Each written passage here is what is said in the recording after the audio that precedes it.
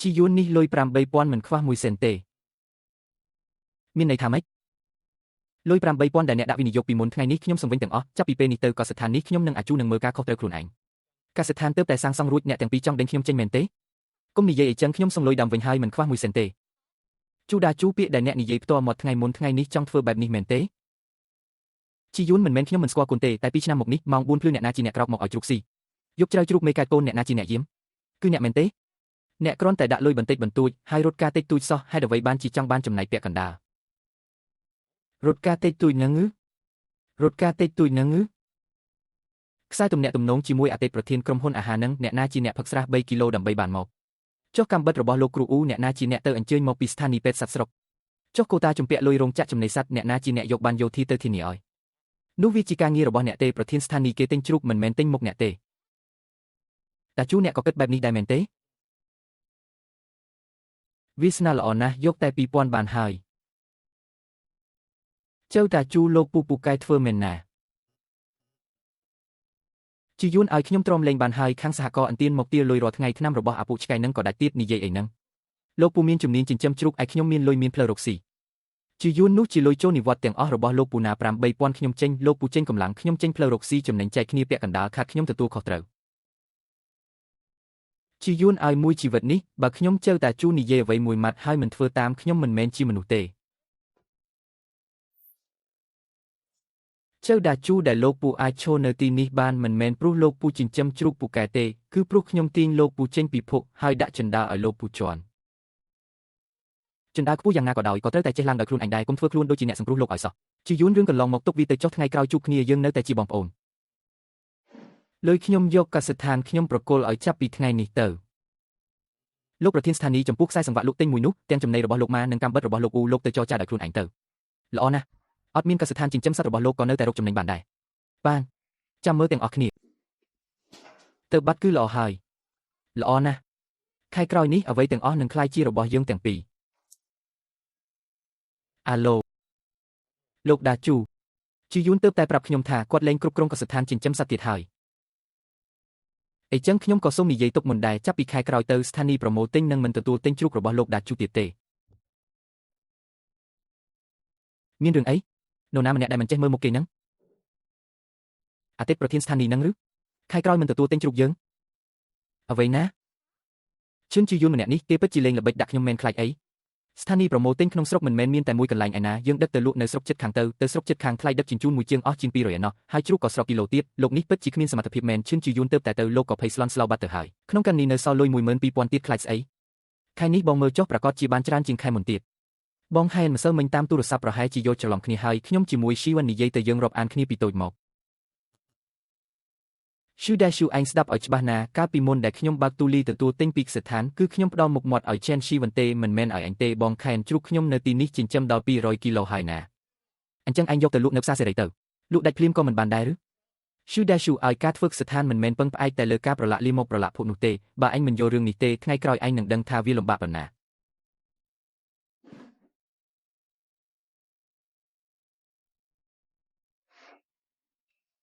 លោកគ្រូវូសប្តាហ៍ក្រោយថ្ងៃអង្គារជ្រូកមេនឹងកាត់កូនហើយលោកគ្រូត្រូវតែមកឲ្យបានណាចាស៊ូឲ្យស៊ីវ៉ាន់គាត់លេងនៅទីនេះហើយខាងស៊ីវ៉ាន់គាត់បានដកខ្លួនចេញដោយស្ម័គ្រចិត្តហើយដកខ្លួនដោយស្ម័គ្រចិត្តលោកគ្រូកុំតន់ខ្វល់រឿងនឹងអីរឿងជ្រូកកាត់កូននេះយ៉ាស៊ូខ្ញុំសុំនិយាយមួយម៉ាត់ចុះស៊ីវ៉ាន់គាត់ជាមនុស្សនិយាយតិចមែនប៉ុន្តែប៉ុន្មានឆ្នាំមកនេះរឿងធំក្នុងកសិដ្ឋានរឿងតូចតាចបែបនេះតើមានខ្សែណាដែលគាត់មិនចេញមុខដោះស្រាយមុនគេលោកគ្រូអ៊ូអ្នកដែលចិញ្ចឹមជ្រូកគឺខ្ញុំទេតើខ្ញុំនៅយាមត្រង់ទាំងយប់ទាំងលីចំណីទាំងជួយសម្រាលកូនជ្រូកទៀតនោះវាជាតួនាទីរបស់អញហើយថ្ងៃអង្គារសប្តាហ៍ក្រោយខ្ញុំនឹងព្យាយាមមកប៉ុន្តែខ្ញុំសុំនិយាយទុកមុនមួយម៉ាត់ចុះមុខរបរចិញ្ចឹមសត្វនេះពេលដែលកំពុងតែរុងរឿងខ្លាំងនេះនឹងជួបបញ្ហាណាអ្នកយកសៀវភៅទេមកធ្វើអីបញ្ជីពិតយើងទុកខ្លួនឯងទៅឯសៀវភៅនេះគឺសម្រាប់ឲ្យរោងចក្រមើលទេចង់បោកអ្នកណាបោកខាងពុនដាបោកខាងសហករណ៍អន្ទានហើយបោកទាំងឈឿនជាយួនទៀតបើសិនជាថ្ងៃក្រោយគាត់ត្រឡប់មកទីចំណែកប្រាក់ចំណេញយើងក៏មានរឿងនិយាយដែរយូឡាននេះតាជូស្ដាប់ខ្ញុំទៅឆ្នាំនេះយើងសង់ផ្ទះថ្មីឆ្នាំក្រោយយើងបដូរទៅទិញឡានជីនលីងវិធីរបស់ឈឿនជាយួននោះវាចាស់គំរើពេកហើយគេយកលុយទៅអស់ហើយជាយួនឡើងមកគ្រាន់តែប្រាប់ថាអ្នកដកខ្លួនចេញពីស្ថានចិញ្ចឹមសត្វទៅប្តីប្រពន្ធចៅតាជូពីរអ្នកនោះគេធ្វើបានពិតមែនជារឿងរបស់ប្តីប្រពន្ធគេទេជាយួនខ្ញុំប្រាប់ការពិតឲ្យអ្នកដឹងចុះទីតាំងពិសេសរបស់ខ្ញុំឆ្នាំក្រោយនឹងពង្រីកបន្ថែមដូច្នេះត្រូវជួលកន្លែងអាហារដ្ឋានចេញទៅ តើអ្នកនឹងទៅណាអត់បានទទួលទេបងយ៉ានពេលនេះខ្ញុំមិនចង់ប៉ះពាល់របស់ទាំងនេះទេចុះឯងគិតធ្វើអីអង្គុយតាមផ្លូវមែនទេមើលរឿងសិនរឿងរបស់ពួកគេបងម៉ាវត្ថុធាតុដើម20តោនខែក្រោយគឺត្រូវទូទាត់លុយភ្លាមលោកម៉ាពីមុនមិនមែនទូទាត់ប្រចាំខែទេពីមុនមានលោកជាយួនធានាតែឥឡូវអ្នកទាំងពីរត្រូវដោះស្រាយខ្លួនឯងច្បាប់ទម្លាប់វាផ្លាស់ប្ដូរហើយ20តោនត្រូវបង់លុយភ្លាម 18,000 យើងរកលុយមិនទាន់ទេបើរកមិនទាន់ក៏ដឹកតិចទៅបងម៉ាសុំលោកពិចារណាទៅចុះដាជូខ្ញុំនិយាយទុកត្រឹមនេះចុះជាយួនម្នាក់នោះមិនដែលនិយាយអាក្រក់ពីឯងនៅចំពោះមុខខ្ញុំសំបីមួយម៉ាត់តែទោះគេនៅមិននៅច្បាប់ទម្លាប់គឺវាខុសគ្នាទៅយើងមិនសុំគេទេបងប្អូនដាជូវត្ថុធាតុដើមរបស់ខ្ញុំនេះតម្លៃថោកជាងដល់ទៅ 30% ឯណោះក្លិននេះមិនត្រឹមត្រូវទេក្លិនមិនត្រឹមត្រូវទេជ្រូកវាហិតក្លិននេះគឺបានហើយថតដូចគ្នាឯលុយដែលសល់គឺសុទ្ធតែជាលុយសុទ្ធជ្រូកវាស៊ីកើតដែរឬបងស្រីកុំបារម្ភអីតើអ្នកណាទៅដឹងតាជូយកកន្លែងនេះទៅយូឡានបើលោកអ៊ូដឹងរឿងនេះតើយើងត្រូវធ្វើម៉េចលោកអ៊ូមិនមែនជាជ្រូកទេតើគាត់មើលដឹងម៉េចទៅ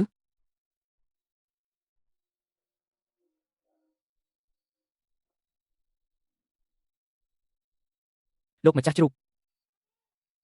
លោកគ្រូអ៊ូមានរឿងអីចំណីនេះយកមកពីណាអ្នកផ្គត់ផ្គង់ថ្មីលោកចៅតាជូលោកស្ដាប់ឲ្យច្បាស់ណាជ្រូកល្អគឺចិញ្ចឹមបានមិនមែនសន្សំបានទេលោកគ្រូអ៊ូវាថោកជាង 3% ណាបើលោកយកអានឹងទៅឲ្យវាស៊ីជ្រូកស្រកសាច់វារឿងតូចទេតែបើវាស៊ីទៅឈឺវិញងាប់អស់ទាំងទ្រង់នឹងហើយខ្ញុំនិយាយទុកត្រឹមនឹងហើយបើមានរឿងអីខ្ញុំមិនទទួលខុសត្រូវទេ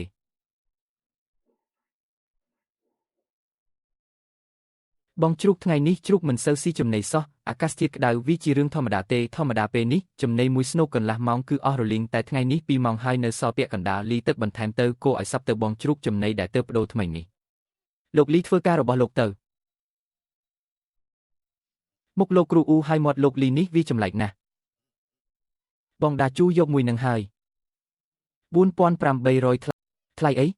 ក្នុងកាន់នេះនៅសល់ជាង 8,000 ទៀតទិញទៅថ្ងៃក្រោយទៅប្រម៉ូទិញរោងចក្រចំណីសត្វនៅឯស្រុកត្រឹមកន្លះម៉ោងគឺដល់ហើយបងថ្លៃនិយាយមែនណាឡាននេះនៅឯស្រុកសល់តែ2គ្រឿងទេយូឡានឲ្យលុយថ្លៃចំណីខែក្រោយត្រូវបង់បន្តទៀតណាចៅដាជូឲ្យឥឡូវបងក៏ជាអ្នកមើលការរោងចក្រចិញ្ចឹមសត្វដែរជិះកង់ចាស់នឹងមិនខ្មាស់គេទេចេញវិកុយបត្រមក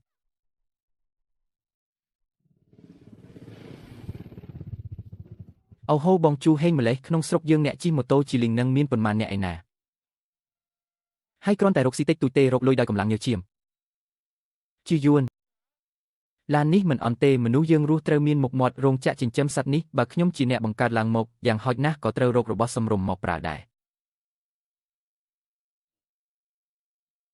ចុះមិនមែនបងដាជូផ្ទះខ្ញុំមានសមត្ថភាពណាស់ទោះគ្មានអ្នកណាក៏នៅតែរកលុយបានដែរទេឈីវឲ្យអីគេម៉ូតូទិញបានតែបើជ្រូកមានបញ្ហាតើយកអីមកសង្វិញគាត់ថាខ្លះអត់បានថាអីទេផ្ទះ4បន្ទប់ហ៊ុមព័ទ្ធដោយរបងឥដ្ឋក្បឿងឈើត្រូវតែយកប្រភេទល្អបំផុត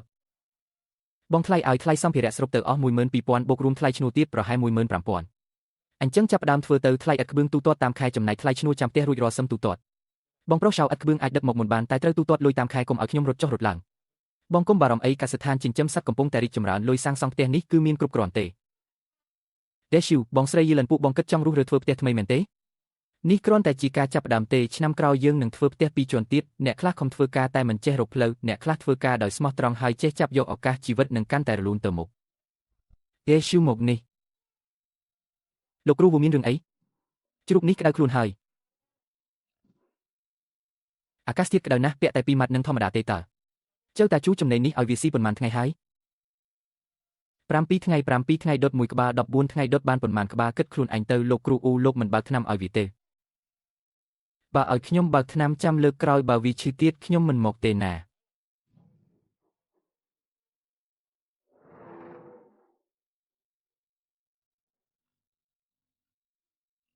លោកជ្រូករឿងនឹងកើតឡើងតាំងពីពេលណាទើបតែឃើញមិញនេះយប់មិញវានៅស៊ីចំណីអស់កន្លះស្នុកនៅឡើយជ្រូកនេះទម្ងន់230គីឡូតម្លៃលក់ចេញជាង800បើមិនអញ្ចឹងហើយលោកគ្រូអ៊ូមក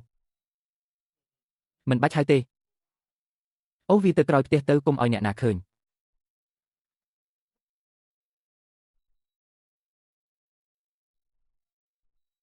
មានរឿងអី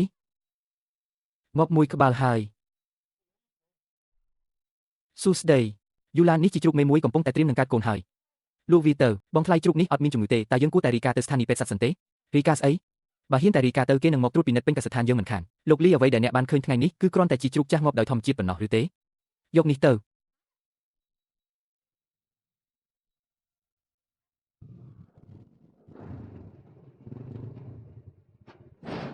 ចំណីរបស់អ្នកមានបញ្ហាបងជូតើបងនិយាយអីហ្នឹងជ្រូកមេខ្ញុំមួយក្បាលងាប់បាត់ហើយបងជូកសិដ្ឋានគេច្រើនណាស់ដែលប្រើចំណីខ្ញុំចុះមិនបានតែជ្រូកបងងាប់ទៅវិញ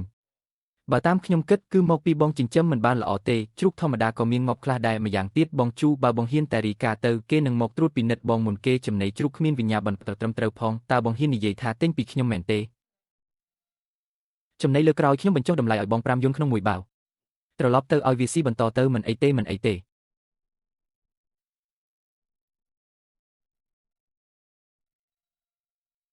ជីយួនរឿងរោងបាយពិសេសនឹងគិតយ៉ាងម៉េចហើយបងយ៉ានខ្ញុំមានគំនិតមួយនិយាយមករោងបាយនឹងខ្ញុំទទួលយកប៉ុន្តែខ្ញុំមិនយកប្រាក់ឈ្នួលទេចុះអញចង់បានអីខ្ញុំចង់បានដីទំនេរ20ហិកតានៅខាងក្រោយរោងបាយរបស់បងខ្ញុំសុំជួល10ឆ្នាំហើយរាល់ឆ្នាំខ្ញុំនឹងបង់ឲ្យបង500យន់អញយកដីនឹងទៅធ្វើអីដាំបន្លែចិញ្ចឹមជ្រូកជីយួនអញធ្វើបែបនេះគឺចង់ប្រឆាំងនឹងចៅតាជូមែនទេបងយ៉ានខ្ញុំមិនបានប្រឆាំងនឹងគាត់ទេចុះអញធ្វើបែបនេះដើម្បីអ្វីខ្ញុំរងចាំឲ្យគាត់ដួលដោយខ្លួនឯងខ្ញុំនឹងហុំព័ទ្ធដីទុកសិនធ្វើឲ្យដីមានជីជាតិសិនរួចចាំសាងសង់បន្តិចម្ដងរងចាំឲ្យខាងនោះដួលរំទៅក្នុងស្រុកមានតែប៉ុស្តិ៍ទិញទំនិញមួយនេះទេហើយប្រធានឈានក៏មានតែភ្នែកមួយគូនេះដែរ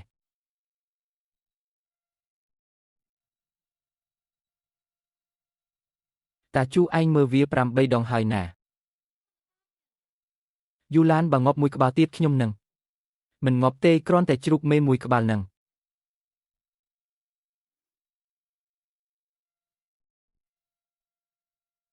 យូឡានលោកគ្រូអ៊ូលោកជួយមើលម្ដងទៀតទៅ2ថ្ងៃនេះងាប់អស់3ក្បាលហើយឈឺ7ទៀតតាជូនៅតែដាក់ចំណីឲ្យវាស៊ីមែនទេបដូរទៅយករបស់ផ្ទះលោកមកវិញហើយចប់ហើយលោកគ្រូអ៊ូ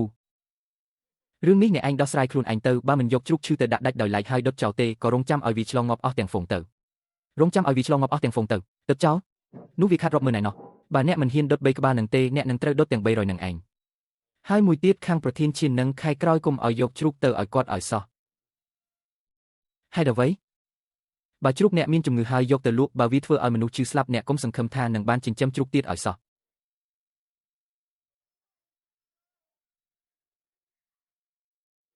ជីយួន20ហិកតានៅទីលានពិសេសនោះបងពិតជាចង់ហុំព័ទ្ធមែនឬហុំព័ទ្ធហើយឯកសារនឹងធ្វើរួចរាល់នៅសប្តាហ៍ក្រោយបងឈានខ្ញុំមានរឿងមួយចង់ជម្រាបបងគិតគូទុកមុនអស់ហើយមែនទេជ្រូករបស់ចៅតាជូនៅខាងនោះខែក្រោយដាច់ខាតកុំទិញឲ្យសោះមានរឿងអីគាត់បដូរចំណីហើយបដូរទៅប្រើរបស់រោងជាងតូចឈឹងស៊ីគាត់ហ៊ានដល់ថ្នាក់ហ្នឹងមិនត្រឹមតែហ៊ានទេគាត់ថែមទាំងងាប់ជ្រូកអស់3ក្បាលទៀតអាចៅតាជូនេះបើមិនមែនបានឯងរំលឹកខ្ញុំទេនោះបងឈានដូច្នេះហើយបានជាខ្ញុំនិយាយថាបើមានរឿងអីកើតឡើងគឺខូចឈ្មោះកន្លែងប្រម៉ូទិញរបស់បងហើយជីយួនឯងនេះចិត្តដាច់មែនមិនមែនខ្ញុំចិត្តដាច់ទេគឺគាត់ខ្លួនឯងទេដែលបង្កបញ្ហាខែនេះងាប់អស់4ក្បាលជ្រូកឈឺចាក់ថ្នាំអស់500ទៀតថ្លៃម៉ូតូថ្លៃអេតថ្លៃឈ្នួលក្នុងបញ្ជីនៅសល់ប៉ុន្មានខែក្រោយថ្លៃចំណីត្រូវចំណាយ4000យូឡានការផ្ទេរប្រាក់ផ្អាកសិនទៅផ្អាកហើយមិនរួចទេគេមកទាដល់ស្រែហើយមេការមកតាមផ្ទះរាល់ថ្ងៃចុះធ្វើម៉េចទៅយកជ្រូកជឿនឹងទៅលក់ចេញឲ្យលឿនទៅហាសោះអាដែលមិនទាន់ងាប់នឹងឆាប់ដឹកយកទៅកន្លែងទិញលក់ទៅដូរបានមួយក្បាលក៏យកមួយក្បាលដែរយូឡាននឹងវាជ្រូកឈឺតើជ្រូកឈឺក៏ជាជ្រូកដែរមេប៉ុស្តិ៍មុនគេមើលមិនដឹងទេធ្វើបែបនេះវាបាបកម្មណាស់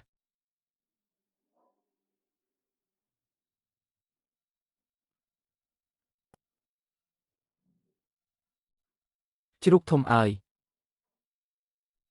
បងឈានជ្រូកនឹងយកទៅសិនទៅជ្រូកធំឯងមកលក់ជ្រូកឬមកលក់ជីវិតចាស់ហ្នឹងមួយក្បាលនេះដូចថ្មរឹងណាស់មួយក្បាលនេះរោមវាលឿងហើយមួយក្បាលនេះទៀតក្តៅដូចឈូងអញ្ចឹង បងឈៀនវាគ្រាន់តែលាក់តាមផ្លូវទេឯងមើលម្ដងទៀតមើលលោកចៅតាជូទីនេះជាកន្លែងប្រម៉ូទិញមិនមែនជាកន្លែងចាក់សម្រាមទេណាលោកប្រធានស្ថានីយ៍ចុះឡាននេះត្រូវធ្វើម៉េចទៅខត់ទុកសិនទៅរួចបញ្ជូនទៅមណ្ឌលបង្ការជំងឺដើម្បីពិនិត្យបងឈៀនកុំអីឡាននេះតម្លៃជាង$2,000ឯណោះបើពិនិត្យឃើញមានជំងឺមែនជ្រូកទាំងស្រុកនឹងរងគ្រោះអស់ហើយតើទ្រាំបានទេខ្ញុំនឹងដឹកវាត្រឡប់ទៅវិញឥឡូវនេះឯង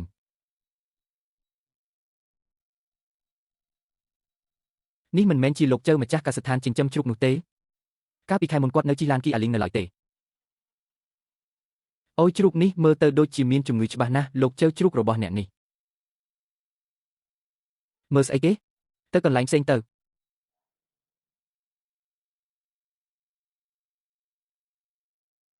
ឈឿនជីយួនគឺឯងមែនទេតើឯងមែនទេដែលទៅប្រាប់លោកប្រធានស្ថានីយ៍ឈឿននោះជីយួនលោកប្រធានស្ថានីយ៍ឈឿនបានចាត់ការហើយជ្រូកជាង10ក្បាលត្រូវបានខត់ទុកហើយឯងនឹងពិតជាចិត្តត្រជាក់មែនណាបងយ៉ានតាប្លង់រង្វង់នឹងកែហើយនៅកែហើយខាងការទុកចន្លោះខ្យល់ចេញចូលខាងលិចបើកប្រឡាយបង្ហូរទឹកល្អចាំសប្តាហ៍ក្រោយចាប់ផ្ដើមការងារណាជីយួនឡានរបស់ចៅតាជូមួយគ្រឿងនេះបើកាត់ចោលគឺចប់ហើយឯងមិនទៅមើលបន្តិចទេបងយ៉ានបើខ្ញុំទៅមើលគេហៅថាជន់ពន្លិចគេចោះបើមិនទៅវិញគេហៅថាវាសនាយូឡានឲ្យម៉ាក់ខ្ចីលុយ2,000នឹងមកទុកគ្រាអាសន្នទេតែប្អូនឯងត្រូវការលុយខ្លាំងណាស់ម៉ាក់ឲ្យសុំពេលកន្លះខែទៀតចុះបើនៅតែសងមិនបានទេប្អូនឯងក៏ត្រូវពឹងលុយនឹងបងថ្លៃសាលាដែរម៉ាក់ត្រឡប់ទៅវិញសិនទៅចាំដល់ខែខ្ញុំនឹងសងវិញឲ្យបានតាជូម៉ាក់និយាយទុកត្រង់នេះចុះពីមុនពេលពួកឯងចង់ដកមនុស្សចេញពីកន្លែងចិនជាយួនម៉ាក់ធ្លាប់ហាមយូឡានហើយចិនជាយួនគឺជាអ្នកមានគុណរបស់ឯងអ្នកដែលរុញអ្នកមានគុណចេញពីផ្ទះគឺមានតែរឿងអាក្រក់ប៉ុណ្ណោះមិនសូវមានអ្នកណាបានសុខស្រួលប៉ុន្មានទេ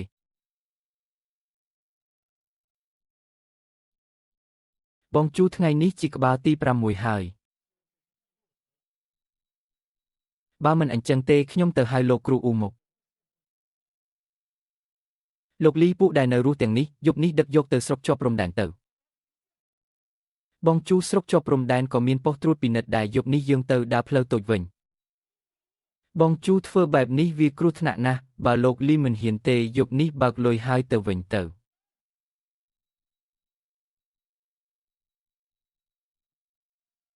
ខ្ញុំជួយបងបើកឡានប៉ុន្តែបងជូខ្ញុំសុំនិយាយមួយម៉ាត់ផ្លូវនេះបើដើរចេញទៅហើយគឺគ្មានថ្ងៃត្រឡប់មកវិញទេ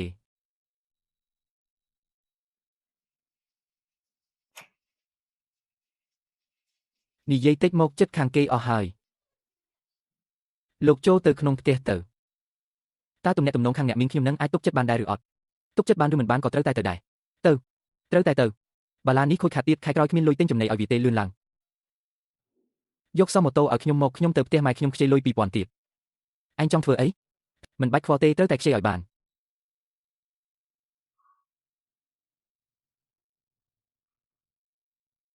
បងជូផ្លូវបំបែកខាងមុខបាត់ឆ្វេងបងជូបងនិយាយអ្វីខ្លះមកការលោកឈឿនជាយួននៅក្នុងរោងចក្រយើងមានច្បាប់ទម្លាប់ជ្រូកងាប់ត្រូវដុតជ្រូកឈឺត្រូវព្យាបាលតតែមានគុណភាពបានអាចយកចេញបានពេលនោះទូហត់នឿយមែនតែក្នុងចិត្តគឺច្បាស់លាស់បងជូបើកទៅបន្តបើកទៅ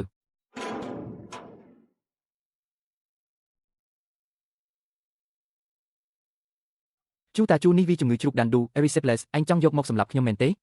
សម្លៀកបំពាក់នេះលោកមើលឲ្យច្បាស់ទៅជ្រូកមួយឡាននេះយប់នេះត្រូវកប់ក្នុងទីធ្លាក្រោយផ្ទះខ្ញុំឲ្យអស់ហាមដាច់ខាតកុំឲ្យជ្រូកមួយក្បាលណាដើរចេញពីទីធ្លានេះឲ្យសោះដាជូឃើញដល់មុខអ្នកមីងឯងថ្ងៃនេះខ្ញុំជួយដោះស្រាយឲ្យហើយតែចាប់ពីពេលនេះទៅកុំមកជន់ផ្ទះខ្ញុំទៀតឲ្យសោះលក់បានប៉ុន្មានដែរលក់ចេញទៅគេយកទៅកប់ចោលអស់ហើយកប់ចោលអស់ហើយនោះវាជ្រូកទាំងឡានណាចៅដាជូឯងជីជ្រូកមែនទេឯងនិយាយម្ដងទៀតមើលប៉ាម៉ាក់លោកគ្រូឲ្យបងថ្លៃសិក្សាប៉ុន្មានយកប៉ុណ្ណឹងទៅសិនចុះចាំស្អែកចាំបងបន្ថែមទៀត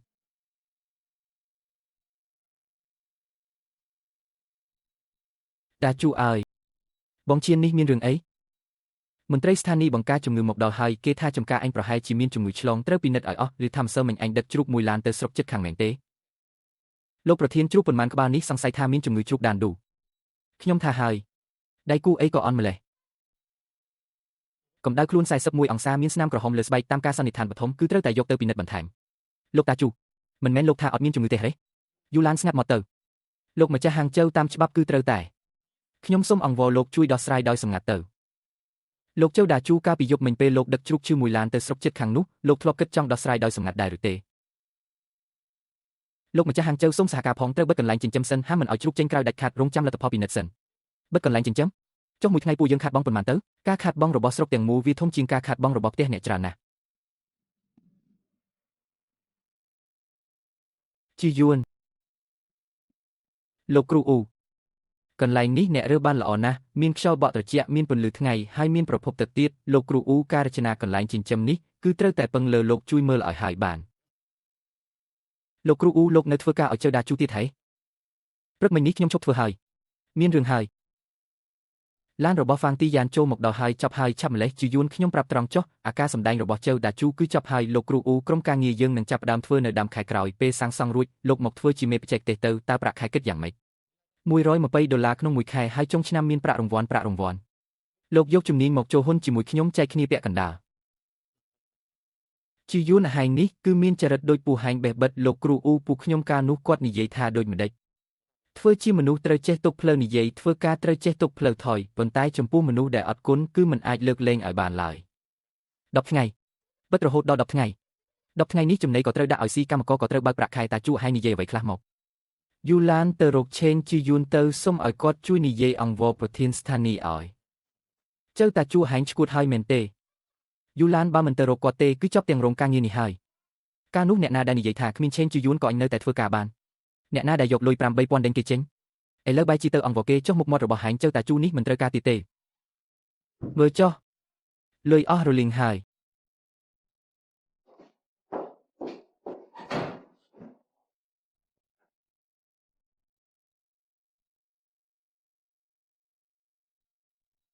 អាឡូហ្វីយៀនមានគេរកឯងអ្នកណាជើតាជូបងយ៉ានជួយទទួលទៅប្រាប់គេថាខ្ញុំមិននៅ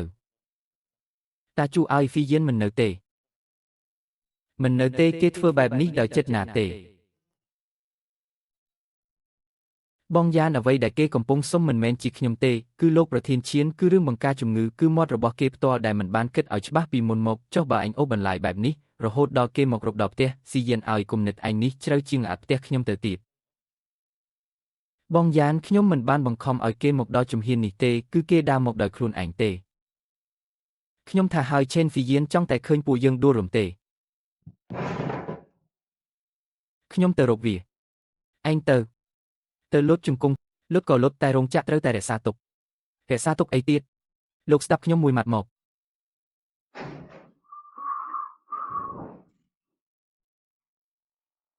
រកអ្នកណាតើលោកឈឿនជាយួននៅទេគាត់ទៅបាត់ហើយគាត់ទៅណាហើយមិនដឹងដែរក្មួយឲ្យនិយាយតាមត្រង់ទៅថៅកែឈឿនបានផ្ដាំទុកហើយថាយប់នេះទោះអ្នកណាមកក៏មិនជួបដែរត្រឡប់ទៅវិញទៅគាត់បានចាក់ចេញយូរហើយចាប់តាំងពីថ្ងៃដែលខ្ញុំដេញគាត់ចេញមកគាត់ក៏ចាប់ផ្ដើមបាត់ខ្លួនទៅ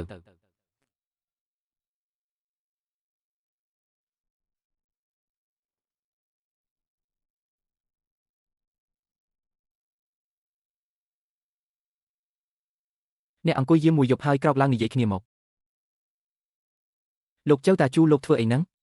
បងឈៀនខ្ញុំសូមអង្វរលោករោងចក្រត្រូវគេបិទខ្ញុំព្រមទទួលស្គាល់តែសូមលោកបើកផ្លូវឲ្យខ្ញុំរស់ផងចំពោះជ្រូកដែលនៅសល់ទោះលក់ពាក់កណ្ដាលថ្លៃក៏ខ្ញុំព្រមដែរវគ្គនេះខ្ញុំមិនយកជ្រូកមួយក្បាលទេណាបងឈៀនមិនមែនខ្ញុំមិនបើកផ្លូវឲ្យទេគឺឯងខ្លួនឯងទេដែលធ្វើឲ្យខ្លួនឯងស្លាប់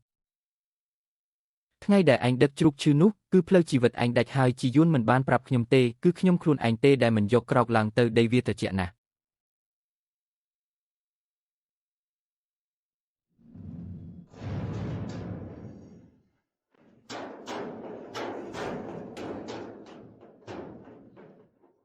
ឈឿនជីយួនគាត់ថាខ្លះ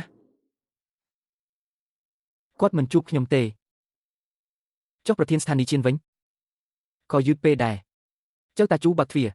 ថ្ងៃនេះបើមិនឲ្យពាក្យសម្ដីច្បាស់លាស់ទេយើងមិនទៅណាទេតាជូតើយើងត្រូវធ្វើម៉េចបើកទៅយើងគេចមិនផុតទេ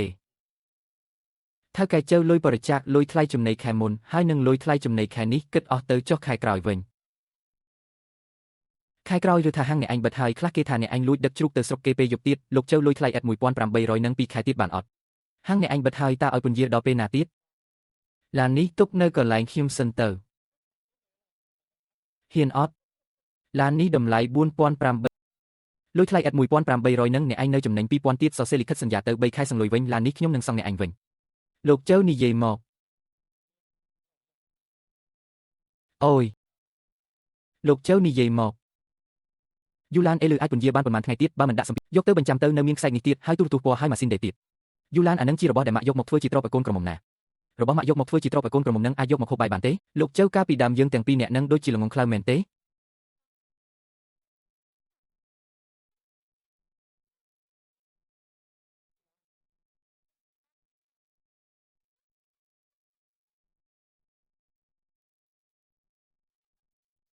ចិត្តអាយពេលដែលលោកចិនជាយួននៅគាត់រកបាន12000ក្នុងមួយឆ្នាំជីវិតយើងរស់នៅស្រួលណាស់តែយើងបែរជាចង់ទៅស៊ីអាហារពលទៅវិញឈប់និយាយទៅ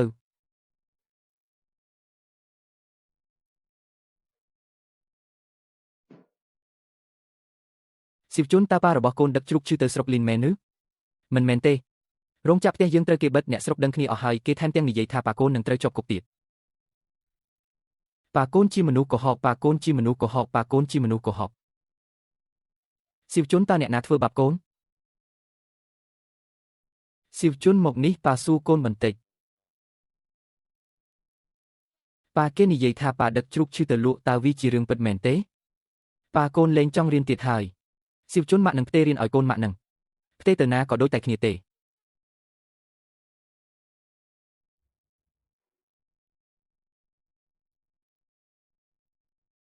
យ៉ាងម៉េចហើយពិនិត្យឃើញថាមានជំងឺមែនទេជ្រូកដានយូអេឆ្លងពេញអស់ហើយតើពេលណាទើបចេញសេចក្តីជូនដំណឹងពីការសម្លាប់ចោលព្រឹកស្អែកនេះឯង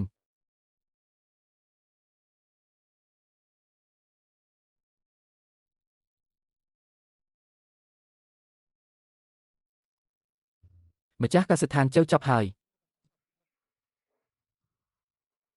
320ក្បាលណាមួយជីវិតនេះខ្ញុំមិនដែលឃើញជ្រូកច្រើនបែបនេះទេណាម្ចាស់កសិដ្ឋានចៅតាមនីតិវិធីលោកនិងក្រុមគ្រួសារត្រូវតែជៀសចេញទៅខ្ញុំចង់នៅមើលម្ចាស់កសិដ្ឋានចៅនេះជាជីវិតរបស់ខ្ញុំអស់2ឆ្នាំមកហើយខ្ញុំត្រូវតែនៅមើល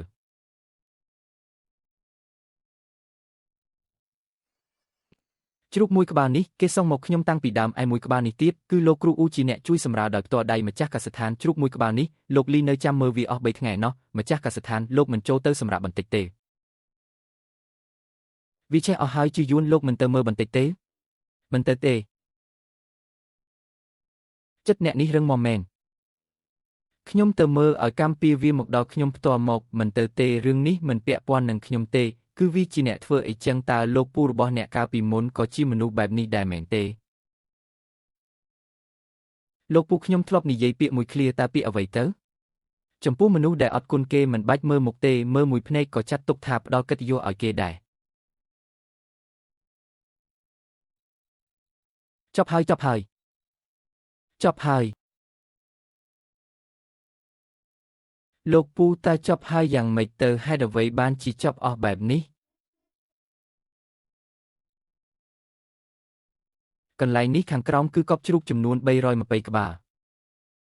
ក៏ជាអ្វីដែលខ្ញុំចៅតាជូបានធ្វើក្នុងរយៈពេល2ឆ្នាំនេះដែរឈឿនជាយួនអ្នកជាអ្នកឈ្នះហើយចុះហេតុអ្វីបានជាអ្នកមិនមកមើលមួយភ្នែកសិនហេតុអ្វីបានជាមិនព្រមជួបមុខគ្នាមិនព្រមបង្ហាញខ្លួនសោះតើមកពីថ្ងៃដែលអ្នកចាក់ចេញពីលាវសៀប៉ាឈៀននោះមែនទេដែលអ្នកមិនដែលចាត់ទុកខ្ញុំជាគូប្រកួតសោះ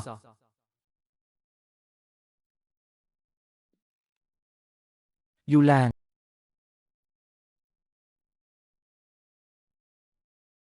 ខ្ញុំទ្រាំលេងបានហើយខ្ញុំសុំទៅលាក់ខ្លួននៅផ្ទះម៉ែ2ថ្ងៃសិនចំណែករឿងដែលសល់អ្នករកវិធីដោះស្រាយខ្លួនឯងទៅប៉ាម៉ាក់គាត់ទៅបាត់ហើយប៉ាទៅចុះគាត់ទៅផ្ទះម៉ែគាត់ទេ2ថ្ងៃទៀតគាត់ត្រឡប់មកវិញហើយគាត់មិនត្រឡប់មកវិញទេគាត់ប្រាប់ខ្ញុំថាឲ្យខ្ញុំរស់នៅជាមួយអ្នក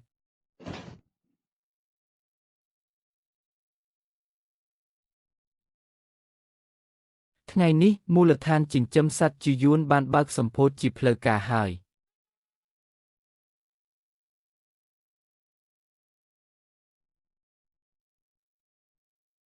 ជាយួនអបអសាទរផងខ្ញុំមកនេះដើម្បីចុះកិច្ចសន្យាបញ្ចេញក្របគុជឈៀវមកទុកឲ្យខ្ញុំជាអ្នកគ្រប់គ្រងទាំងអស់ជីវ៉ាន់ឲ្យចាប់តាំងពីពេលជ្រូកចូលទ្រុងរហូតដល់ពេលលក់ចេញមួយខែម្ដងរឿងត្រួតពិនិត្យបង្ការជំងឺគឺខ្ញុំផ្ទាល់ជាអ្នកដឹកនាំក្រុមការងារបងហែនអរគុណច្រើនណាស់ដែលបានជួយគ្រប់គ្រងហត់នឿយឲ្យលោកប្រធានស្ថានីយ៍ជីវ៉ាន់ឲ្យរោងចក្រនេះមើលទៅមានរបៀបរៀបរយជាងរោងចក្ររដ្ឋដែលខ្ញុំធ្លាប់ធ្វើការពីមុនទៅទៀតលោកគ្រូហួរទាំងអស់នេះគឺដោយសារតែស្នាដៃរបស់លោកគ្រូហើយដែលជួយទ្រទ្រង់វាឡើងមកជីវ៉ាន់ខ្ញុំចង់មកធ្វើការជាមួយឯងពីមុនពេលធ្វើនៅកន្លែង Dashu ពេលឃើញគេបដូរយកវត្ថុធាតុដើមអន់មកប្រើខ្ញុំចង់តែឈប់ពីការងារហ្នឹងអ្នកណាដែលចង់ធ្វើការខ្ញុំស្វាគមន៍ទាំងអស់ប៉ុន្តែខ្ញុំសូមប្រាប់ច្បាប់ទម្លាប់ទុកមុនទី1ហាមបដូរវត្ថុធាតុដើមដាច់ខាតខ្ញុំប្រាអីគឺត្រូវប្រាញឹងទី2ហាមលាក់ជ្រូកឈឺបើឃើញភ្លាមត្រូវរីកាភ្លាមទី3ប្រាក់ខែបើកតាមខែមិនឲ្យខាតមួយថ្ងៃឡើយជីវ៉ាន់ឲ្យពួកយើងទាំងអស់គ្នាប៉ាម៉ោង10ហើយនៅផ្ទះសល់អង្គតែពាក់កណ្ដាលបាវទេប៉ាមិនឃ្លានទេឈៀវយិនឲ្យខាងម៉ាក់ឯងមានដំណឹងអីមកខ្លះទេអត់មានទេថ្ងៃនេះកន្លែងជីវ៉ាន់គេបើកសម្ពោធមែនទេមិត្តរួមថ្នាក់គេប្រាប់មកអ្នកឯកំពុងផែននោះគេអុជផាវឬសូតែផ្ទុះមិនឈប់សោះដាជូលោកឯងនឹងទៅណាដែរនឹងដាជូខ្ញុំនិយាយត្រង់ជាមួយលោកចុះថ្ងៃនេះស៊ីយូនគេបើកហាងថ្មីគេអត់បានហៅលោកមែនទេអត់ទេដាជូលោកស្ដាប់បងទៅឆ្នាំនោះស៊ីយូនគេជួយលោក12000អូសុំទោសគឺ8000នោះអីលោកភ្លេចបាត់ហើយមែនទេបើភ្លេចហើយរឿងថ្ងៃនេះលោកកុំទៅបន្ទោសអ្នកណាឲ្យសោះបើនៅចាំបានលោកគួរតែដឹងខ្លួនខ្លះទៅគេមិនមែនមិនផ្ដល់ឱកាសឲ្យលោកទេគឺលោកខ្លួនឯងទេដែលជន់ឈ្លីឱកាសនោះចោល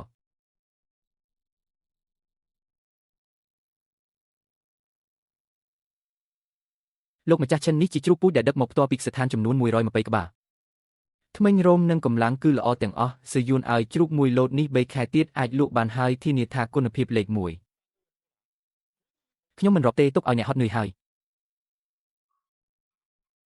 ចៅតាជូខ្ញុំចំណាយពេលអស់8ខែចាប់តាំងពីថ្ងៃដែលអ្នកដាក់លុយ8000នោះមករហូតដល់ថ្ងៃនេះខ្ញុំមិនដែលប៉ះពាល់អ្នកសំបីតែបន្តិចតែមើលចុះថ្ងៃនេះអ្នកបែរជាបាត់បង់អ្វីទាំងអស់ទៅវិញ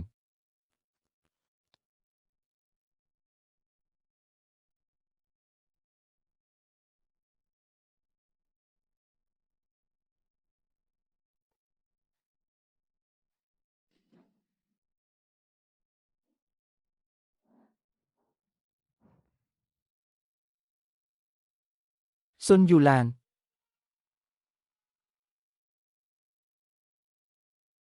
នរណាគេនឹងស៊ុនយូឡានអាម្នាក់នេះវាជានរណាគេហាតាជូស្ដាប់ខ្ញុំបកស្រាយសិនឈប់សិនកុំអើលោកបងអ្នកឯងជានរណាគេដែរនឹងខ្ញុំជាប្តីរបស់នាងយូឡានអូនមិនមែនប្រាប់បងថាលែងគ្នាហើយទេអាមនុស្សឲ្យហ៊ានប្រើដៃប្រើជើងទៀតហេចៅតាជូលោកឈួតទៅហើយមែនទេលែងលេះគ្នាទៅប្រាប់គេទៅថាពួកយើងលែងគ្នាហើយមិនលែងចង់ឲ្យធ្វើម៉េចឲ្យខ្ញុំទៅតាមលោកដើម្បីទៅស៊ីខ្យល់ហូបខ្យល់ឬចៅតាជូលោកបើកភ្នែកមើលឲ្យច្បាស់ទៅមើលម៉ូតូក៏បាត់ចិញ្ចៀនក៏បាត់ទូរទស្សន៍ក៏បាត់សំបីតែចំការចិញ្ចឹមសត្វក៏គ្មានសល់ដែរក្នុងផ្ទះសល់អង្គតែពាក់កណ្ដាលបាវបើខ្ញុំនៅតាមលោកទៀតខែក្រោយកុំថាឡើយហូបបាយសុំអ្នកភូមិឲ្យហើយមែនទេជីវិតគេក៏មិនងាយស្រួលប៉ុន្មានដែរអាងប់ចេញទៅបាត់ខ្ញុំទៅតែបើខ្ញុំទៅបាត់តើគេនឹងទៅរស់នៅជាមួយអ្នកណា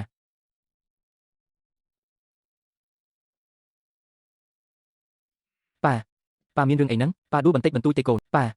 ចុះគាត់មិនត្រឡប់មកវិញទៀតទេកូនសៀវជន់ចាប់ពីពេលនេះទៅយើងមានតែ2អ្នកប៉ាកូនទេប៉ា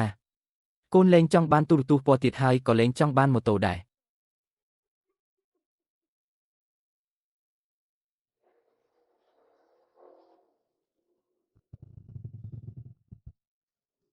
នេះហើយគឺលោកជឿនជាយួនដែលជាម្ចាស់មូលដ្ឋានចិញ្ចឹមសត្វនោះមិនមែនអ្នកណាផ្សេងទេឬថាខែមួយគាត់លក់ជ្រូកបានដល់ទៅ80ក្បាលឯណោះពួកឈ្មួញកណ្ដាលតម្រង់ជួគ្នាទិញមិនទាន់ផងចុះអាហ្នឹងអ្នកណាគេទៅស្ងាត់គឺអាឆៅយេខិនដែលធ្លាប់ដេញឆេនស៊ីវ៉ាន់ចេញពីកន្លែងហ្នឹងកាលពីមុននឹងឯងជីវិតមនុស្សយើងនេះវាចម្លែកមែន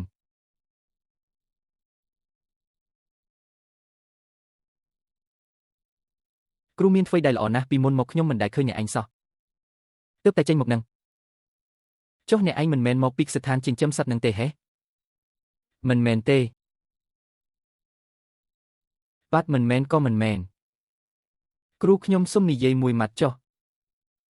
ជីវិតមនុស្សយើងរកលុយបានវាជារឿងបន្ទាប់បន្សំទេរឿងសំខាន់បំផុតគឺចេះមើលមនុស្សឲ្យដាច់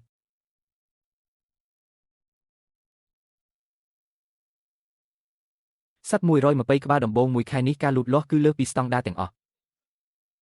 ខាងប្រធានស្ថានីយ៍មុននឹងគេបង់លុយកក់រួចរាល់ហើយមែនទេ បងហើយក្នុងមួយក្បាលគេឲ្យលើសពីតម្លៃទីផ្សារ5ម៉ាក់ទៀតជីវ៉ាន់ឲ្យបើលបឿនប៉ុណ្ណឹងដល់ដាច់ឆ្នាំនេះអ្នកឯងរកបាន20000មិនខានទេអូគម្រោងទី2ខ្ញុំចង់ពង្រីកបន្ថែមទៀតឲ្យបាន300កន្លែងទៀតមានកន្លែងគ្រប់គ្រាន់ទេដី20ហិកតារបស់លោកខ្ញុំទើបតែប្រើអស់ពាក់កណ្ដាលទេបានបើខ្វះលុយប្រាប់ខ្ញុំមកក្នុងកានីនៅសល់លុយទៀតជាយួនលោកគ្រូអ៊ូថ្ងៃនេះខ្ញុំឃើញចៅតាជូនៅតាមផ្លូវ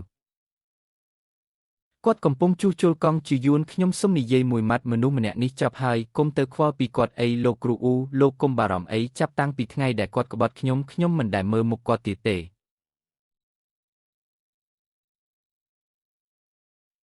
ចៅតាជូបើកទ្វារមកខ្ញុំខ្ចីកង់បន្តិចចៅតាជូលុយដែលខ្ចីកាលនោះទាំងដើមទាំងការសរុប12000ថ្ងៃនេះត្រូវតែសងមក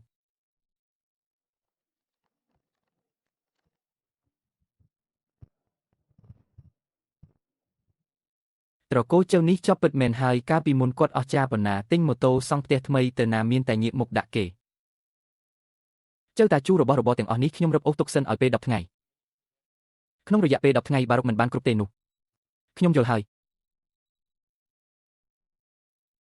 រឹបអូសផ្ទះនេះទៅតាជូខ្ញុំប្រាប់ការពិតអ្នកចុះបំណុលនេះជាយួនធ្លាប់បានហាមអ្នកកុំឲ្យពាក់ព័ន្ធដែរតែអ្នកមិនព្រមស្ដាប់ទៅហើយយូឡានអញឆាប់ចេញទៅឲ្យឆ្ងាយពីនេះភ្លាមម៉ាក់លុយ2000ដែលខ្ចីពីមុននោះអញសងគេអស់ឬនៅចុះរឿងបំណុលនេះទៀតតើអ្នកណាទៅដែលមិនឲ្យវាប៉ះពាល់ដល់ត្រកូលស៊ុនយើងយូឡានបងថ្លៃអេងកាពីម្សិលមិញនៅការដ្ឋានសំណងត្រូវគេចង្អុលមុខជាថាប្អូនថ្លៃគាត់ដឹកជ្រូកឈឺម៉ាក់អាឈៀងគេសន្យាថានឹងនាំកូនទៅភៀកខាងត្បូងគាត់សន្យាហើយម៉ាក់ចេញទៅមើលទៅ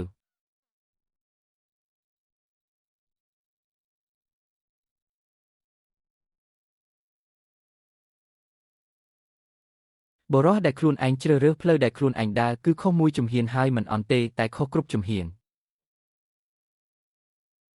ស៊ីយានឲ្យពណ៌សាច់ជ្រូកនេះល្អជាងកសិដ្ឋានរត់ទៅទៀតស្នាដៃលោកគ្រូអ៊ូពីពេលចូលកសិដ្ឋានរហូតដល់ពេលលក់ចេញគ្មានជ្រូកឈឺគ្មានជ្រូកងាប់ទិន្នន័យនេះខ្ញុំបានរាយការណ៍ទៅស្ថានីយ៍ប្រចាំតំបន់រួចហើយស៊ីយានឲ្យកាលពីខែមុនប្រធានស្ថានីយ៍តំបន់បាននិយាយជាមួយខ្ញុំថាគាត់ចង់លើកកម្ពស់កសិករគំរូមួយចំនួនខ្ញុំក៏ប្រាប់គាត់ថាស្រុកយើងមានតែមួយគត់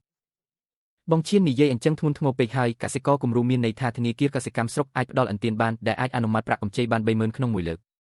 30000ហ្នឹងបាទបងចង់ពង្រីកដំណាក់កាលទី2គឺប្រើបានការតែម្ដងអញ្ចឹងរំខានបងឈៀនជួយសម្របសម្រួលផងស៊ីយានឲ្យបើតាមសន្ទុះនេះឆ្នាំក្រោយដីតំបន់នេះនឹងក្លាយជាមូលដ្ឋានគំរូរបស់តំបន់យើងហើយសម្មិតចៅតាជូទីបំផុតខ្ញុំរកអ្នកឃើញហើយលោកគ្រូវ៉ាថ្លៃសិក្សារបស់សិស្សជនឈ្មោះនេះសាលាបានអនុម័តប្រាក់ឧបត្ថម្ភសម្រាប់សិស្សក្រីក៏រួចហើយគឺលើកលែងថ្លៃទាំងអស់សូម្បីតែថ្លៃសៀវភៅក៏លើកលែងដែរលោកគ្រូចោះរឿងនេះគឺជាទោះបីជាផ្ទះយើងលំបាកយ៉ាងណាក៏ដោយក៏មិនអាចឲ្យកូនឈប់រៀនបានដែរកូនសុនស្អែកទៅសាលារៀនវិញទៅកន្លែងអង្គុយរបស់កូនគ្រូទុកឲ្យហើយលោកគ្រូអ្នកគ្រូចុះពួកមិត្តភ័ក្តិគេគ្រូបាននិយាយប្រាប់ក្នុងថ្នាក់រួចហើយអ្នកណាហ៊ានធ្វើបាបកូនទៀតគ្រូមិនឲ្យទេដឹងកូនសុនយប់នេះសម្រាប់នៅទីនេះសិនទៅចាំស្អែកប៉ានឹងរកវិធីដោះស្រាយ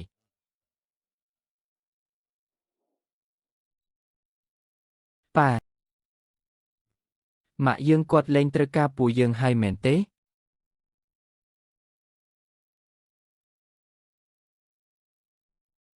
គេងទៅកូនសុន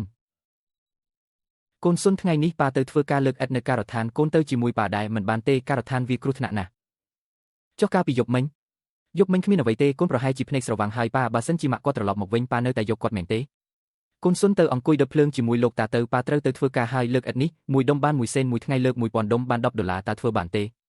កម្លាំងកូនប៉ុណ្ណឹងធ្វើបានចាប់ផ្ដើមពីគំនរនោះទៅមិត្តភក្តិត្រូវការខ្ចីលុយទេមើលទៅអ្នកឯងខ្វះលុយខ្លាំងណាស់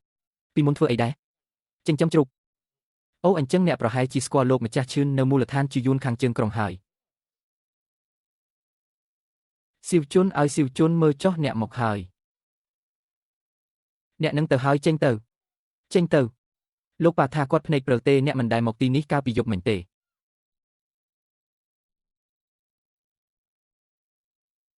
នេះជាម៉ាក់របស់ក្មេងមែនទេមែនហើយអញ្ចឹងពេលអ្នកត្រឡប់ទៅផ្ទះម្ដាយជាមួយខែនេះហើយក្មេងដេកនៅរូងជាមួយសប្តាហ៍នេះអ្នកដឹងរឿងខ្លះអត់រឿងក្មេងចាំប៉ាគេត្រឡប់មកវិញសិនចាំនិយាយគ្នាកុំឈរនៅទីនេះអីធ្វើឲ្យក្មេងពិបាកចិត្តតាម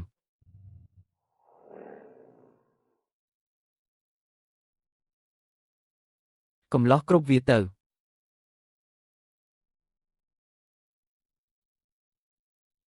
អរគុណច្រើន ក្មេងអាយុប៉ុន្មានហើយ8ឆ្នាំខ្ញុំមើលទៅអ្នកមិនដូចអ្នករស់នៅរូងជីវទេអ្នកមកពីខាងត្បូងក្រុងមែនទេ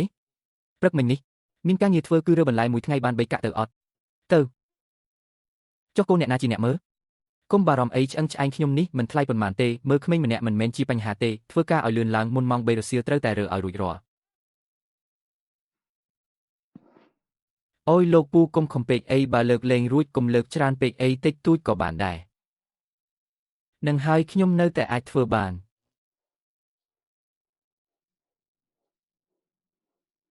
3កាក់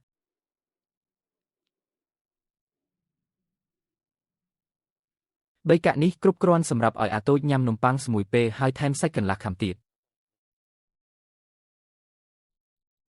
ទិញអត់សាច់កន្លះខាំថ្លៃ5កាក់អូយលោកមិនមែនជាអ្នកនឹកស្ថានចិញ្ចឹមសត្វនោះទេ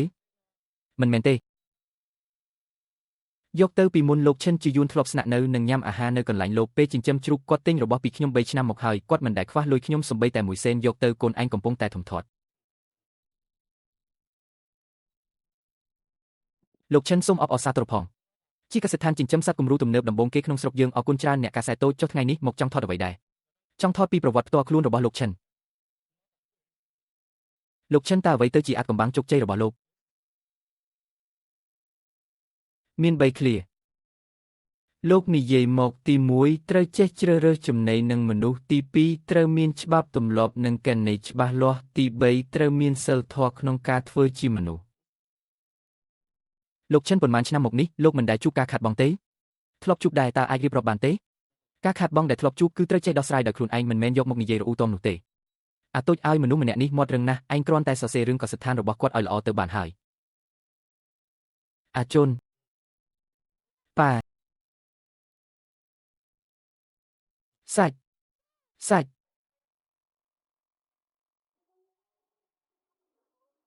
ប៉ាឲ្យឈ្ងុយណាស់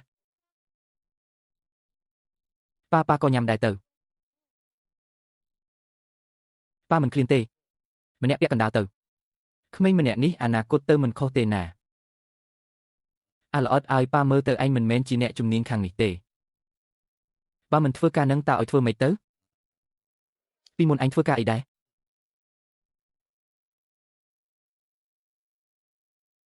ចិញ្ចឹមជ្រូកចៃដន្យមែនស្អែកនេះប៉ានាំអញទៅកន្លែងមួយគឺស្ថានចិញ្ចឹមសត្វជាយួននៅខាងជើងក្រុងនិយាយថាស្អែកគេរើសកម្មករប្រាក់ខែច្រើនហើយថែមទាំងមានបាយឲ្យហូបពីពេលទៀតខ្ញុំមិនទៅទេហេតុអ្វីគេមិនយកខ្ញុំទេអូឡើងទំព័រមកឈឿនជាយួននេះមិនមែនជាអ្នកនៅខាងជើងក្រុងនោះទេ20,000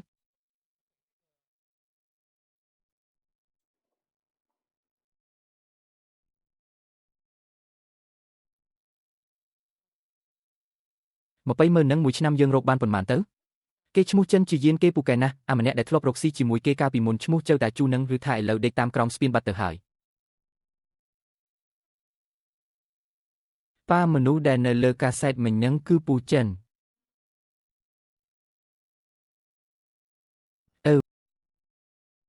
ប៉ាកាលពីមុនពូចិនគាត់ល្អជាមួយប៉ាខ្លាំងណាស់មែនទេម្នាក់ម្ដងមកអ្នកណាចេះដាក់ចំណីលើកដៃឡើង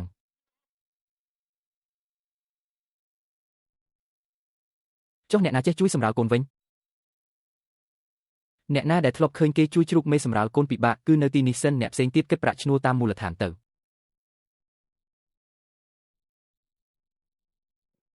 ជាយានសរុបមកមាន16នាក់ចុះកាលពីមុនក្នុងរោងចក្រមានប្តីប៉ុន្មាននាក់ដែរ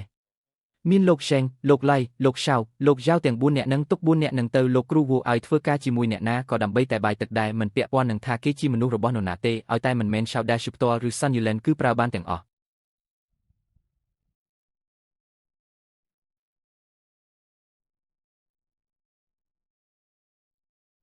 យកទៅរបស់ដែលគេផ្ញើមកឲ្យអរគុណពូអាល្អិតអាហែងទៅហើយឬនៅទេពូមនុស្ស16នាក់តម្រង់ជួរគ្នាចុងក្រោយគេទុកតែ4នាក់ទេសុទ្ធតែជាមនុស្សចាស់ពីក្នុងរោងចក្ររបស់ហែងពីមុនមកពូនិយាយអីហ្នឹងអាហែងចង់ដឹងមែនទេឲ្យតែមិនមែនឆៅដាស់ផ្ទាល់ឬសាន់យូឡែនគឺប្រើបានទាំងអស់ នេះមិនមែនជាផ្លូវតទេនេះគឺឲ្យហែងមើលឲ្យច្បាស់ផ្លូវនឹងគឺហែងគឺអ្នកឯងទេដែលលេងល្បែងមិនមែនគាត់ទេ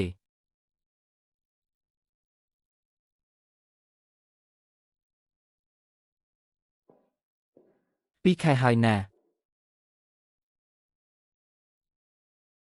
បើមិននៅទេត្រូវសម្រេចចិត្តឲ្យលឿនទៅកុំអូសបន្លាយអី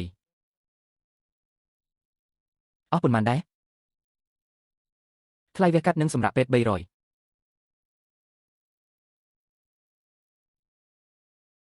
ក្មួយឲ្យក្មួយកុំអូសបន្លាយអីកាន់តែទុកយូរកាន់តែពិបាកដោះស្រាយហើយ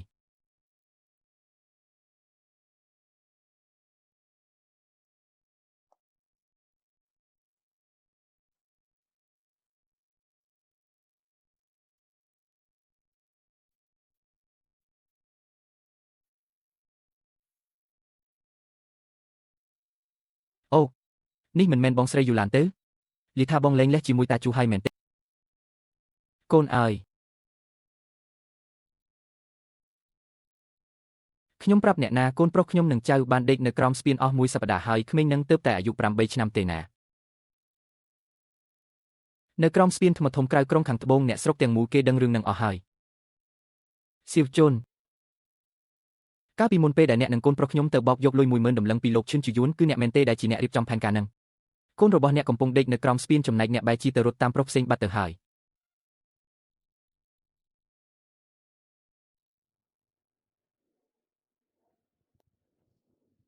លោកឪពុកទឹកត្រជាក់ណាស់ចាំមកដាំទឹកបន្ថែមទៀត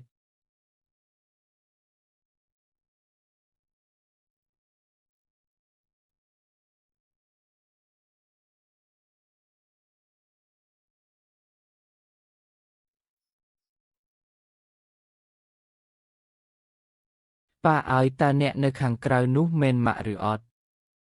ហា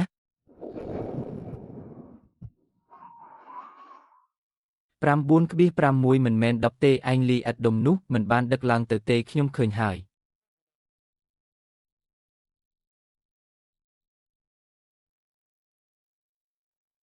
ដាជូឲ្យដាជូខ្ញុំខុសហើយអាឈៀងបបខ្ញុំឥឡូវខ្ញុំគ្មានកន្លែងទៅទេដាជូខ្ញុំសុំអង្វរអ្នកខ្ញុំត្រឡប់មកវិញហើយខ្ញុំនឹងនៅជាមួយអ្នកនិងកូនតូចខ្ញុំសុខចិត្តលំបាកគ្រប់យ៉ាង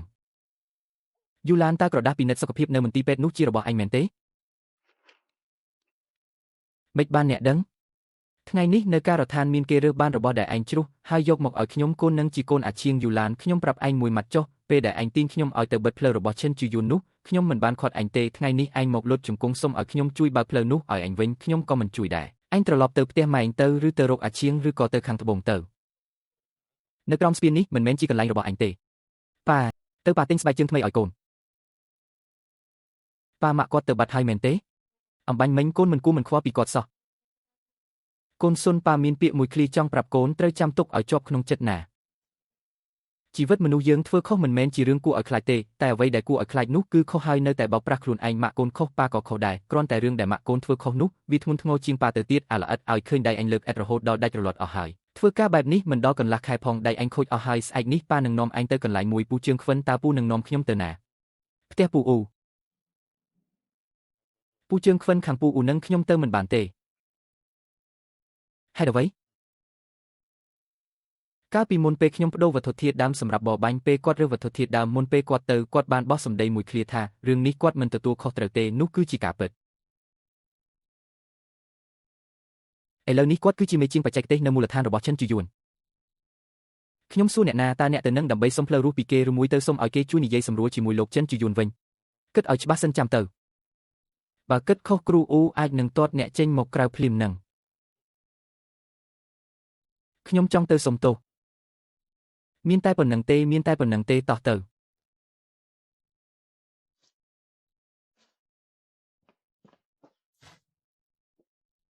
អ្នកគឺជាលោកស្រីសិនខ្ញុំគឺចៅតាជូតាជូអ្នកមកទីនេះធ្វើអីគ្រូអ៊ូកាលពីមុនខ្ញុំពិតជាសុំទោសអ្នកខ្លាំងណាស់មានតែប៉ុណ្្នឹងទេក្រោកឡើងនិយាយគ្នាទៅការលុតជង្គង់បែបនេះវាមានន័យអីទៅនិយាយមកតើមកសុំអីគ្រូអ៊ូខ្ញុំមិនបានមកសុំអីពីអ្នកទេខ្ញុំគ្រាន់តែមកសុំទោសប៉ុណ្ណោះ ខុសត្រង់ណាគឺខុសត្រង់មិនគួរយកវត្ថុធាតុដាំអន់មកប្រើចុះមានអីទៀតមិនគួរលក់ជ្រូកឈឺទេមិនគួរដេញលោកឈឿនជាយួនចេញទេដាជូបើឯងនិយាយពាក្យនេះតាំងពីឆ្នាំនោះមកម្លេះឯងនៅតែជាម្ចាស់កសិដ្ឋានចិញ្ចឹមជ្រូកដ៏ថ្លៃថ្នូរថ្ងៃនេះឯងមកនេះតើចង់ឲ្យខ្ញុំនិយាយអ្វីខ្លះទៅកាន់ជាយួនមែនទេមិនមែនទេចុះឯងមកធ្វើអី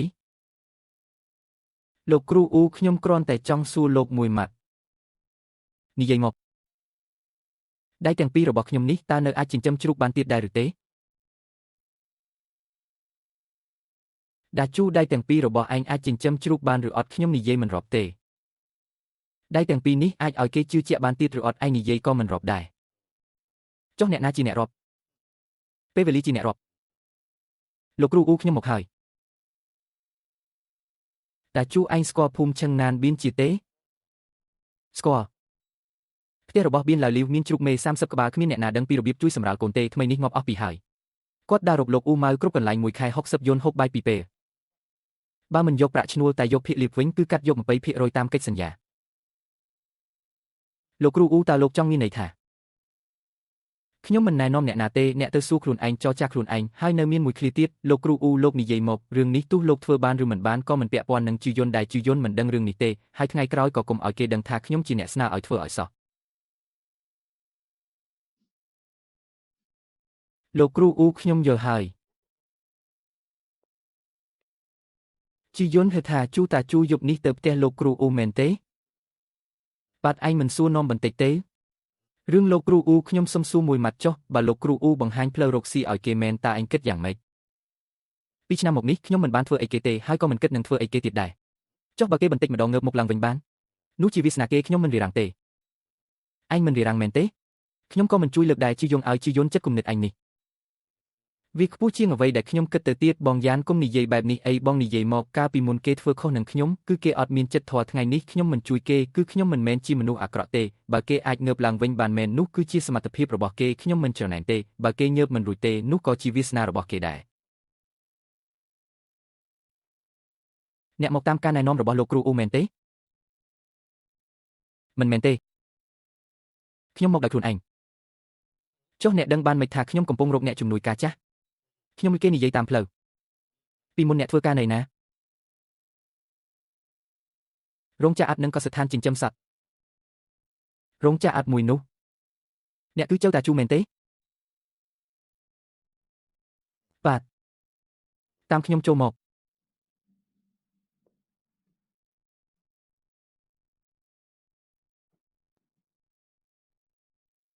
ខ្ញុំប្រាប់ការពិតអ្នកមួយទីលានប្រកួតរបស់ខ្ញុំចិត្តខូចហើយបើអ្នកហ៊ានទទួលយើងចុះកិច្ចសន្យាជាមួយគ្នាទៅបើអ្នកជួយសង្គ្រោះបានខ្ញុំនឹងឲ្យភាគហ៊ុនអ្នកពីរភាគបើជួយមិនបានទេយើងទាំងពីរចប់ហើយ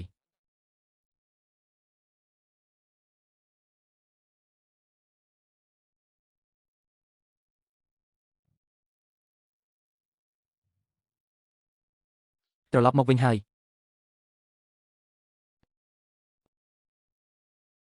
គិតចេញឬនៅថាទៅណា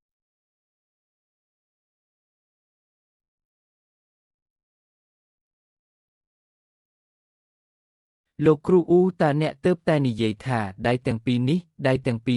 តើអាចឲ្យគេជឿលើពេលវេលាបានទៀតដែរឬទេតែមានមនុស្សម្នាក់ដែលខ្ញុំមិនអាចរងចាំពេលវេលាជួយនិយាយជំនួសខ្ញុំបានទេអ្នកចង់ធ្វើអីខ្ញុំទៅជួបជាយានតាជួអ្នកទៅមែនទេលោកគ្រូអ៊ូឲ្យខ្ញុំមិនសុំឲ្យគាត់បើកផ្លូវរស់ឲ្យខ្ញុំទេហើយក៏មិនសុំឲ្យគាត់អភ័យទោសឲ្យដែរចុះអ្នកចង់បានអីខ្ញុំគ្រាន់តែចង់ជួបមុខគាត់ផ្ទាល់ដើម្បីនិយាយពាក្យមួយម៉ាត់ថាសុំទោសចាំបន្តិចសិន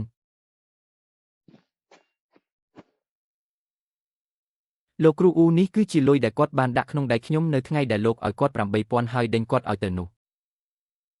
គាត់ថាវាជាលុយដែលខ្ញុំខំប្រឹងទាំងយប់ទាំងថ្ងៃទាំងមើលថែជ្រូកមេទាំងមើលជំងឺខ្ញុំមិនបានយកវាទេលុយនេះលោកយកទៅចុះពេលជួបនឹងជាយួនយកវាទៅសងគាត់វិញឲ្យគ្រប់ចំនួនលោកគ្រូអ៊ូទៅចុះទៅឲ្យដល់មុនពេលមេឃងឹតលោកធ្វើបែបនេះ បើអាម្នាក់នេះនៅអាចជួយបានដំណើរថ្ងៃនេះគឺជារឿងសង្គ្រោះជីវិតហើយ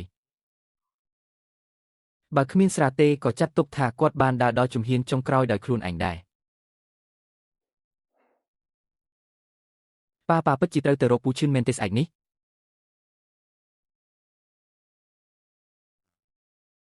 ប៉ាខ្លាចទេខ្លាចអីទៅខ្លាចគាត់មិនព្រមជួបប៉ាខ្លាចគាត់ស្ដីបន្ទោសប៉ាមិនខ្លាចទេហេតុអ្វីស៊ីវជុនប៉ាមានរឿងមួយចង់ប្រាប់កូន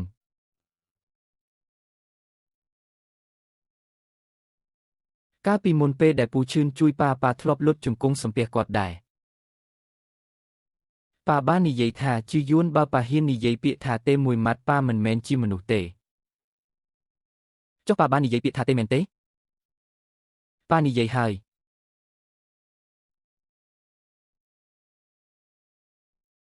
ដូច្នេះហើយថ្ងៃស្អែកប៉ាទៅមិនមែនទៅសុំគេទេគឺទៅធ្វើជាមនុស្ស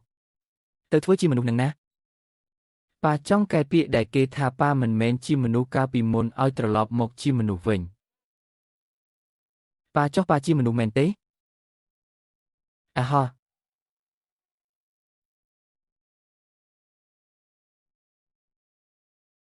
រកអ្នកណាមានណាទេរកលោកឈឿនជាយួនអត់មានទេលោកប្រធានឈឿនថ្ងៃនេះរវល់ស្អែកចាំមកវិញជួយប្រាប់គាត់ផងចៅតាជូមកសងបំណុលអ្នកឈ្មោះចៅតាជូមែនទេតាជូឲ្យ1ឆ្នាំជាងហើយមិនបានជួបគ្នាស្គមដល់ថ្នាក់នេះទៅហើយលោកជាយួនឲ្យខ្ញុំសួរអ្នកសិនថ្ងៃនេះមកនេះគឺមកសុំគាត់ឬមកឆ្លោះគ្នាបងយ៉ានអត់មែនទាំងពីរនឹងទេខ្ញុំមកសងបំណុលចូលមក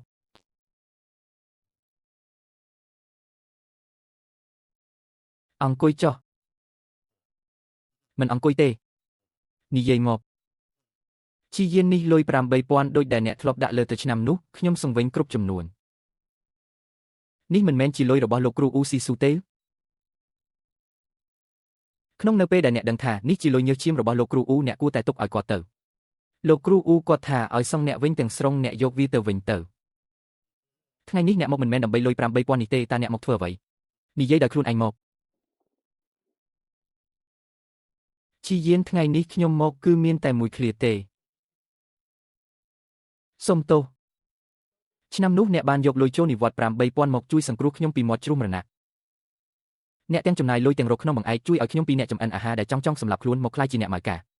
អ្នកធ្វើឲ្យខ្ញុំរកលុយបានក្នុងមួយឆ្នាំច្រើនជាងឪពុកខ្ញុំរកបានពេញមួយជីវិតទៅទៀតតែខ្ញុំបែរជាស្ដាប់សម្ដីប្រពន្ធយកលុយ8000នោះគប់ដាក់មុខអ្នកហើយដេញអ្នកចេញពីផ្ទះ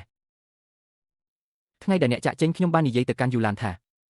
ខ្ញុំអត់មានអាឈិនជីវ័យនឹងក៏នៅតែធ្វើការបានដែរតែខ្ញុំបែរជាយកសាច់អន់មកលក់ថែមទាំងជារដូនតាអស់រលីងចុងក្រោយជ្រូកងាប់អស់320ក្បាលងាប់អស់រលីងយកទៅកប់នៅក្រោមដីក្រោយកស្ថានអស់ហើយ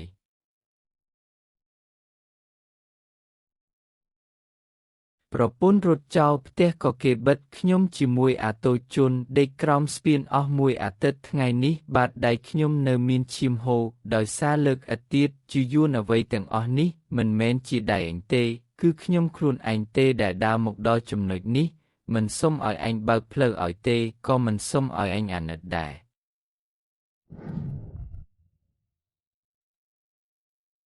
គ្រាន់តែសុំឲ្យឯងស្ដាប់មួយម៉ាត់នេះពាក្យថាសុំទោស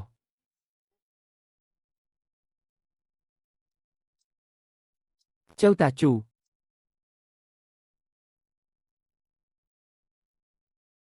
ពាក្យសុំទោសមួយម៉ាត់នេះខ្ញុំរងចាំអស់1ឆ្នាំ8ខែមកហើយ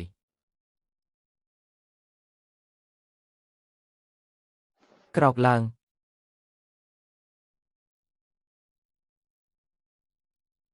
ប្រុសយើងមានតម្លៃណាស់មួយជីវិតនេះជង្គង់នេះលុតជង្គង់តែម្ដងបានហើយអង្គុយចុះទៅខ្ញុំមានរឿងចង់និយាយជាមួយអ្នក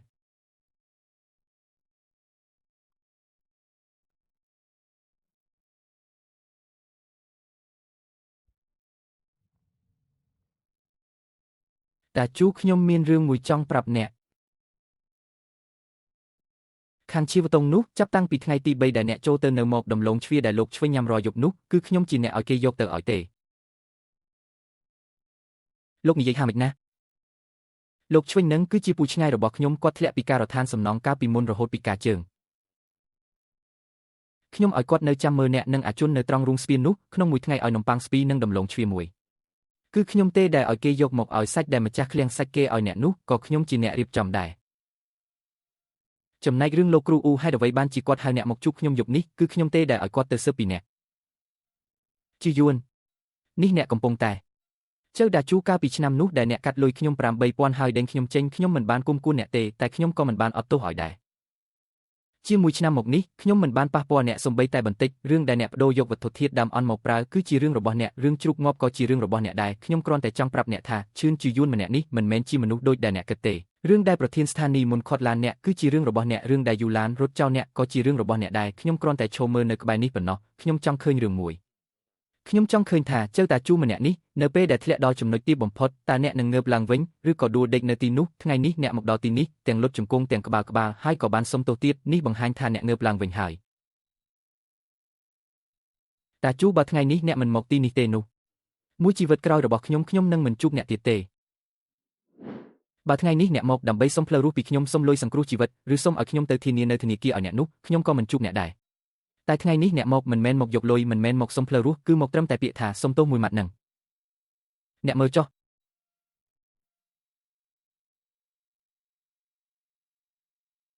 លោកគ្រូអ៊ូថ្មីនេះរវល់នឹងការសម្រាលកូនខ្លាំងណាស់បន្ទាប់ពីការពង្រីកមូលដ្ឋានដំណាក់កាលទី2រួចមកជ្រូកមេ300ក្បាលត្រូវការអ្នកគ្រប់គ្រងចាស់ម្នាក់មកជួយមើលការខុសត្រូវជាយួននេះមិនមែនជាការបើកផ្លូវរស់ឲ្យអ្នកទេគឺមូលដ្ឋានកំពុងខ្វះមនុស្សអ្នកមកធ្វើការទៅយកប្រាក់ឈ្នួលតាមច្បាប់បើអ្នកធ្វើមិនល្អខ្ញុំនឹងដេញអ្នកចេញដូចគ្នាបើអ្នកហ៊ានបដូរចំណីគុណភាពអនលាក់បាំងជ្រូកឈឺឬធ្វើរឿងដូចជាមួយយូឡានទៀតនោះលើកទី2ខ្ញុំនឹងមិនឲ្យឱកាសទៀតទេកិច្ចសន្យានេះអ្នកយកទៅចុះបើមួយយប់សិនទៅព្រឹកស្អែកម៉ោង8បើអ្នកព្រមចុះហត្ថលេខាចាំមកចុះឈ្មោះនៅមូលដ្ឋានជាយួនបើអ្នកមិនព្រមចុះហត្ថលេខាទេចាត់ទុកថាគ្មានរឿងអីកើតឡើងនៅយប់នេះចុះនៅមានរឿងមួយទៀតលុយ10000នៅធនាគារនោះកាលពីឆ្នាំទៅខ្ញុំបានសងជំនួសអ្នកពាក់កណ្ដាលរួចហើយចំណែកដែលនៅសល់ខ្ញុំនឹងកាត់ប្រាក់ខែអ្នកមួយខែ30ក្នុងរយៈពេល3ឆ្នាំនឹងសងរួចជីយួននេះគឺខ្ចីមិនមែនឲ្យទេណា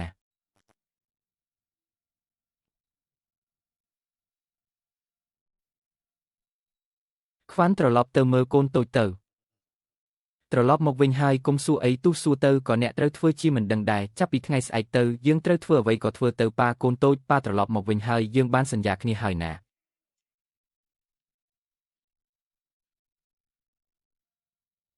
កូនប្រុសអើយ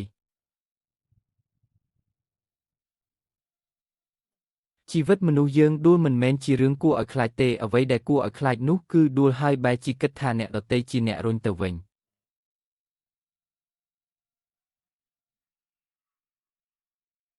ប៉ាខ្ញុំប្រឡងជាប់លេខ3ហើយយប់នេះប៉ាទិញសាច់ឲ្យកូនញ៉ាំណាដាជូឲ្យលោកគ្រូអ៊ូគាត់ថាឆ្នាំនេះជ្រូកមេដែលឯងជួយសម្រាលកូននោះវាបង្កើតកូនបាន12នាក់ឯងនៅតែពូកែដែលណានេះប្រាក់រង្វាន់ចុងឆ្នាំជាយួននេះប្រាក់ឈ្នួលរបស់ខ្ញុំនេះជាប្រាក់រង្វាន់ទេមិនមែនប្រាក់ឈ្នួលទេចំណែកបំណុលនៅធនាគារនោះខ្ញុំសងជំនួសឯងអស់ហើយចាប់ពីថ្ងៃនេះទៅយើងពីរនាក់លែងជំពាក់គ្នាហើយទៅមុខទៀតយើងមិនមែនជាដៃគូរុកស៊ីមិនមែនជាបងប្អូននឹងគ្នាទេគឺត្រឹមជាមិត្តរួមការងារប៉ុណ្ណោះនៅនីតិខុសដៅឆ្នាំ1992នោះខ្ញុំបានគប់លុយ8000ដាក់មុខជាយួនការគប់នោះមិនមែនគប់ត្រឹមតែលុយ8000ទេតែវាបានគប់ចោលមនុស្សម្នាក់ដែលឈ្មោះចៅដាជូ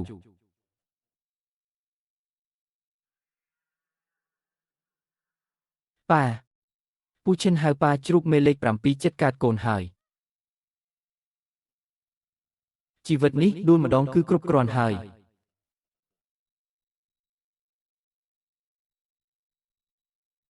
ពូឡើយឆ្វេងឲ្យខាងលោកគ្រូអ៊ូខ្ញុំទៅមិនបានទេហេតុអ្វីទៅ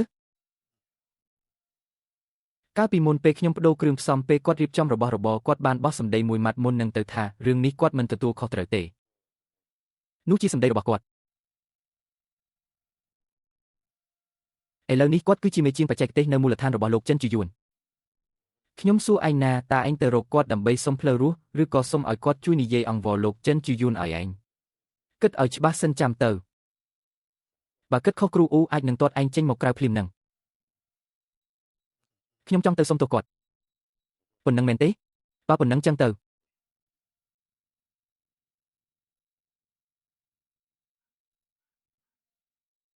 តើអ្នកមកដោយសារគ្រូអ៊ូណែនាំមែនទេមិនមែនទេ ខ្ញុំមកដោយខ្លួនឯងចុះមិនបានអញដឹងថាខ្ញុំកំពុងជ្រើសរើសមេចុងភៅចាស់នៅទីនេះខ្ញុំគេនិយាយគ្នានៅតាមផ្លូវពីមុនអ្នកធ្វើការនៅណារោងចក្រអាត់នឹងក៏ស្ថានចិញ្ចឹមសត្វរោងចក្រអាត់នឹងអ្នកគឺចៅតាជូមែនទេបាទតាមខ្ញុំចូលមក